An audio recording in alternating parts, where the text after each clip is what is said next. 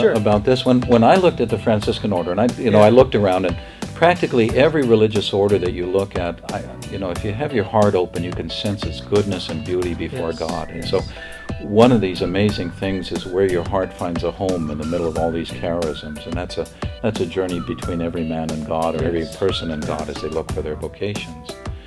But Francis at the center of your life takes on a different quality, and this is maybe one of the differences between you and us. Yeah.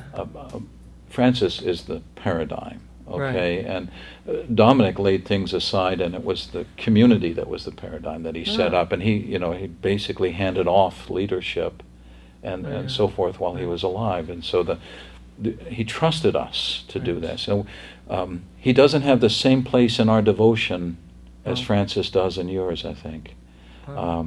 We pray to him every day. This is part of our ordinary prayer. But I mean, even the push to have him canonized, I think we did because you got Francis in first. Okay, we're sitting there going, Francis is talked about everywhere, and then finally we pushed to get Dominic canonized. But again, this is one of the drawing cards in the medieval times to have saints that were imitable. You could imitate them and so forth. But Francis has a much more central place, and for us, I think it's the gospel and being able to communicate it verbally.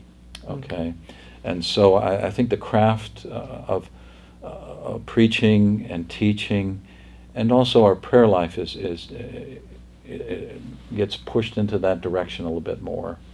Do you all think about Francis day by day, or Francis reflecting Jesus, okay?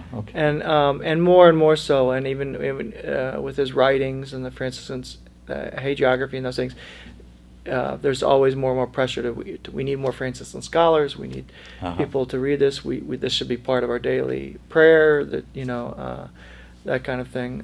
It's very central to our life. See, Dominic hardly left anything behind except the community.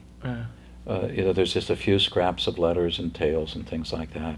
So, even his homilies, he didn't write any of those? No, as far as I know, there's not much at all. Wow. Okay, so this thing becomes for us a lot of scholarship to look for background of the places he was and reports of things and so forth, but not a lot of writings.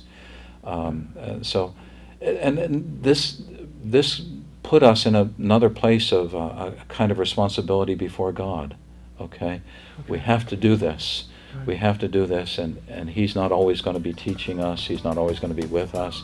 Of course, he's going to be praying for us. But thinking about Dominic is an ordinary part of our day, except at the end of the day when we ask his blessing on our labors and his intercession for us.